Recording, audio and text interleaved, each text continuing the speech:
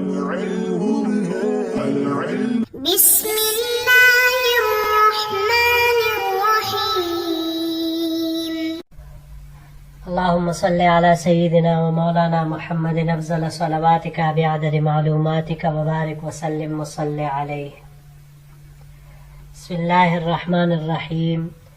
عزیز طلباء کرام، مختارات من ادب العرب سے بحمد اللہ تعالی آج ہمارا سبق نمبر 25 ہے، اور جو مضمون ہم آج شروع کرنے جا رہے ہیں اس کا عنوان ہے فی بنی سعد، بنو سعد میں. بنو سعد جہاں پر حضور صلی اللہ علیہ وسلم نے اپنے بچپن کے 4 یا بنا بر اختلاف 6 سال گزارے ہیں. رضاعت وغیرہ ابتدائی پرورش آپ صلی اللہ علیہ وسلم کی ادھر ہی ہوئی. بڑھتے ہیں اپنے سبق کی طرف. كانت حلیمة بنت ابی ذؤیب السعدیہ ام رسول اللہ صلی اللہ علیہ وسلم التي ارضعته. حلیمہ بنت ابی ذؤیب سعدیہ رضی اللہ تعالی عنہا حضور صلی اللہ علیہ وسلم کی رضاعی والدہ ہے. تو حدیث بیان کرتی ہے انہا خرجت من بلدها مع زوجها وابن لها صغیر ترضعه في نسوة من بني سعد بن بکر تلتمس الرضعاء، کہ وہ اپنے شوہر اور دودھ پیتے بچے کے ساتھ اپنے علاقے طائف یعنی بنو سعد بن بکر کے عورتوں کے ہمراہ دودھ پینے والے بچوں کی تلاش میں نکلی. قالت وذلك في سنة شہباء لم تبق لنا شيئا. حلیمہ رضی اللہ تعالیٰ عنہ فرماتی ہے کہ اس سال ایسا قحط تھا کہ جس نے ہمارے لیے کچھ بھی نہیں چھوڑا تھا. قالت فخرجت على اتان لی قمراء معنا شارف لنا واللہ ما تبز بقطرة. میں اپنے سفید دراز گوشت پر سوار ہو کر نکلی، ہماری اونٹنی بھی ہمارے ساتھ تھی، لیکن اللہ کی قسم اس سے ایک قطرہ دودھ بھی نہیں نکلتا تھا. وما ننام لیلنا اجمع من صبینا الذي معنا من بكائه من الجوع ما في صدیه ما یغنیه وما في شاربنا ما یغدیه. قال ابن حشام ويقال یغذیه. بچے کے بھوکے ہونے کی وجہ سے، اس کے رونے کی وجہ سے ہم ساری رات نہیں سو سکے. فقر اور پاکہ کی وجہ سے مجھ میں اتنا دودھ نہیں تھا جو اس کو کافی ہو سکے، اور نہ اونٹنی میں اتنا دودھ تھا جو اس کو پلا سکے. یغدی ہے، راوی کے مطابق یغذی لفظ استعمال ہوا ہے. ولیکن کننا نرجو الغیث والفرج فخرجت على اتانی تلك فلقد ادمت بالركب حتى شق ذلك عليهم ضعفا وعجفا حتى قدمنا مکہ نلتمس الرضعاء. لیکن ہم سیرابی اور خوشحالی کی تمنا اور امید لیے ہوئے تھے، اس لیے میں اپنے سفید دراز گوش پر سوار ہو کر نکلی اور مسلسل سواری کر رہی تھی، لیکن وہ اتنی سست تھی کہ میری ہمراہی عورتیں بھی اس کی کمزوری اور لاغری سے تنگ آ گئیں، یہاں تک کہ بالآخر سفر کرتے کرتے ہم دودھ پیتے بچوں کی تلاش میں مکہ مکرمہ پہنچ گئے. فما منا امرأة الا وقد غرز علیہا رسول اللہ صلی اللہ علیہ وسلم فتأباہ اذا قیل لها انہ یتیم. ہم میں سے کوئی بھی ایسی عورت نہیں تھی جس پر آپ صلی اللہ علیہ وسلم کو پیش نہ کیا گیا ہو، لیکن جب اسے بتلایا جاتا کہ یہ یتیم ہے تو وہ انکار کر دیتی.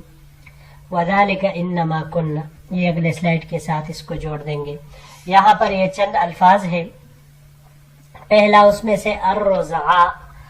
رضعاء یہ رضیع کی جمع ہے، دودھ پیتے بچے کو یہ کہا جاتا ہے. شہباء، اشہب اس کا مذکر آتا ہے.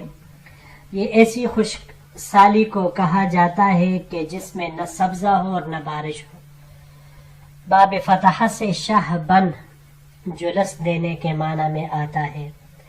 اگر اس کو باب سمعہ سے لے لے شہبن تو پھر اس سفید رنگت کو کہا جاتا ہے جو سیاہی مائل ہو. باب افعال سے اس کو جب ہم لیں گے تو باب افعال سے مصدر اشہابن برباد کر دینے کے معنی میں آئے گا. اور باب افتعال سے لے لے اشتہابن تو اس خشک اور زرد کو کہا جاتا ہے کہ جو بیچ میں سے تھوڑا تھوڑا سبزہ جس میں باقی ہو اسے کہا جاتا ہے. اگلا لفظ ہے قمرا. اس کا مؤنث، یہ مؤنث ہے، مذکر اس کا الاقمر آتا ہے.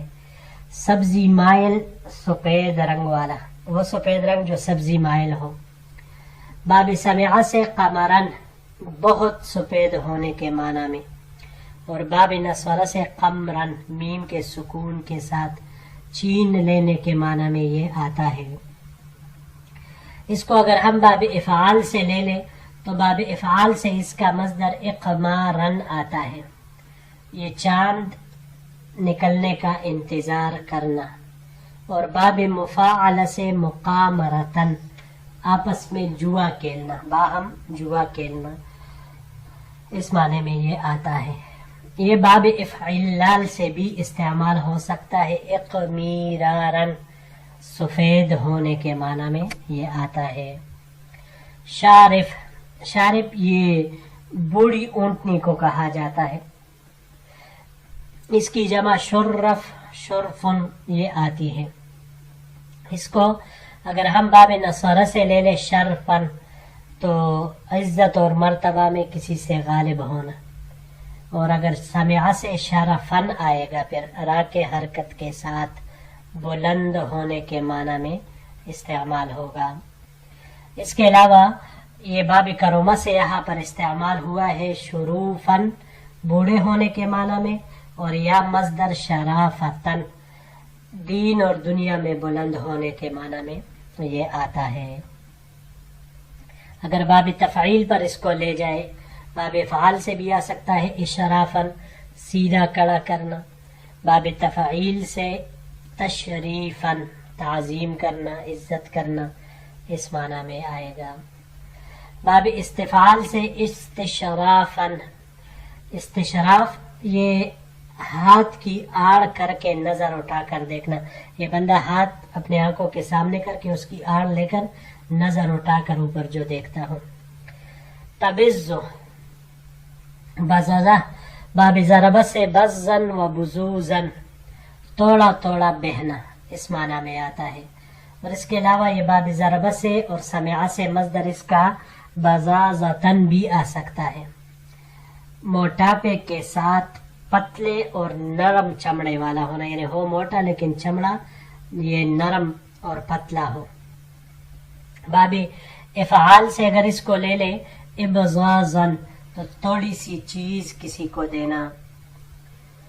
اس کے علاوہ یہ باب تفعیل سے تبزیزن ناز و نعمت کی زندگی بسر کرنے کے معنی میں آتا ہے. باب تفاعل سے تبززن یہ توڑا توڑا کر کے وصول کرنے کے معنی میں آتا ہے. اور اس کے علاوہ یہ باب افتعال سے ابتزازن تباہ کرنے کے معنی میں آتا ہے. ما یغدیہ غدا تغدیتن باب تفعیل سے استعمال ہوا ہے. یہاں پر دن کے ابتدائی حصے میں کھانا کھلانا اسے کہا جاتا ہے. اس کو اگر ہم باب نصارہ سے لے لیں تو باب نصارہ سے اس کا مصدر غدوون آئے گا، صبح کے وقت جانا. اور اگر سمعہ سے لے لیں غدن مصدر اس کا آئے گا صبح کا کھانا. باب مفاعلہ سے مغاداتن صبح کے وقت آنے کو کہا جاتا ہے. الغیث، غیث یہ بارش کو کہا جاتا ہے. مراد یہاں پر سیرابی ہے کیونکہ بارش کے بعد ہی عموماً سیرابی آتی ہے. باب ضربہ سے یہاں استعمال ہوا ہے غیثن برسانے کے معنی میں، برسنے کے معنی میں آتا ہے، اور باب تفعل سے تغیثاً موٹا ہونے کے معنی میں آتا ہے۔ وعجفاً، عجفا، یہ باب ضربہ سے عجفاً اور نصرہ سے بھی عجفاً استعمال ہو سکتا ہے، کمزور کرنے کے معنی میں۔ باب افعال سے اگر اس کو لے لے اعجافاً تو یہ کمزور کرنے، دور ہونے کے معنی میں یہ آتا ہے۔ اس کے علاوہ اگر ہم اس کو باب کرما اور سمعہ سے لے لے عجفاً، عجفاً کمزور ہونے کے معنی میں یہ پھر آئے گا، اور باب تفعیل سے تعجیفاً آسودگی سے کم کانا، اس معنی میں یہ آئے گا۔ جی بڑھتے ہیں اگلے سلائیڈ کی طرف۔ پچھلے سلائیڈ میں وہ تھوڑا عبارت رہ گیا، وَذَلِكَ إِنَّمَا كُنَّا نَرْجُو الْمَعْرُوفَ مِنْ أَبِي الصَّبِيِّ، اور یہ اس لیے تھا کہ یہ بچے کو لینا ہم اس لیے پسند نہیں کرتے تھے کہ ہم بچے کے والدین سے انعام اور اکرام کے امید میں ہوتے تھے۔ فَكُنَّا نَقُولُ یتیم، تو ہم کہتے کہ یہ تو یتیم ہے، وَمَا عَسَىٰ أَن تَصْنَعَ أُمَّهُ وَجَدَّهُ فَكُنَّا نَكْرَهُ لِذَلِكَ، تو اس کے ماں اور دادا کچھ بھی نہیں کر سکتے، اس وجہ سے ہم نے بچے کو لینا ناپسند کیا تھا۔ فما بقیت امرأة قدمت معی الا اخذت رضیعا غیری، بس میرے ساتھ جو بھی عورت آئی تھی ہر ایک نے میرے سوا بچہ لے لیا، مجھے کوئی نہیں ملا، میرے سوا سب نے ایک ایک بچہ لے لیا۔ فلما اجمعنا الانطلاق قلت لصاحبی، پھر جب ہم واپس چلنے کے لیے جمع ہو گئے تو میں نے اپنے شوہر سے کہا، واللہ انی لاکرہ ان ارجع من بین صواحبی ولم آخذ رضیعا، کہ میں اس بات کو ناپسند کرتی ہوں کہ اپنے سہیلیوں کے ساتھ اس حالت میں واپس جاؤں کہ بغیر بچے کے ہوں۔ واللہ لأذهبن اذا ذلك اليتیم فلآخذنہ، کہا اللہ کی قسم میں تو ضرور بالضرور اس یتیم کے پاس جاؤں گی اور اسی کو لے کر چلو گی۔ قال لا علیک ان تفعلی عسى اللہ ان یجعل لنا فیہ برکہ، تو شوہر نے کہا کہ ایسا کرنے میں تمہارے اوپر کوئی حرج نہیں، یعنی کر سکتی ہو سکتا ہے اللہ جل شانہ اس میں ہمارے لیے برکت پیدا فرما لے۔ قالت حضرت حلیمہ سعدیہ رضی اللہ عنہ فرماتی ہے، فذهبت الیہ فاخذته وما حملنی علی اخذہ الا انی لم اجد غیرہ۔ حلیمہ سعدیہ رضی اللہ تعالیٰ عنہ نے کہا کہ میں نے اس یتیم بچے کو لے لیا، اور اس یتیم بچے کو لینے پر مجھے کسی نے مجبور نہیں کیا تھا مگر صرف اس بات نے کہ مجھے اس کے علاوہ کوئی دوسرا بچہ نہیں ملا تھا۔ جی یہاں پر یہ ایک ہی لفظ ہے صواحبی، صواحبیہ مفرد اس کی صاحبتن آتی ہے، اور صواحبیہ کے علاوہ دوسری جمع صاحباتن بھی آ سکتی ہے۔ باب سمعہ سے صحبتن، صحابتن، یہ ساتھی ہونے کے معنی میں آتا ہے۔ اس کو اگر ہم باب افعال سے لے لیں تو باب افعال سے اصحابن، ساتھی والا ہونے کے معنی میں یہ آتا ہے۔ باب افتعال سے اگر اس کو لیا جائے تو باب افتعال سے لینے کی صورت میں مصدر اس کا اصطحابن آئے گا، حفاظت کرنے کے معنی میں۔ جی عزیز طلباء کرام، الحمدللہ ہمارا یہ درس بھی اپنے اختتام کو پہنچا۔ انشاءاللہ العزیز اگر زندگی رہی تو اگلے درس کے ساتھ پھر آپ کی خدمت میں حاضر ہوں گے۔ السلام علیکم ورحمۃ اللہ وبرکاتہ۔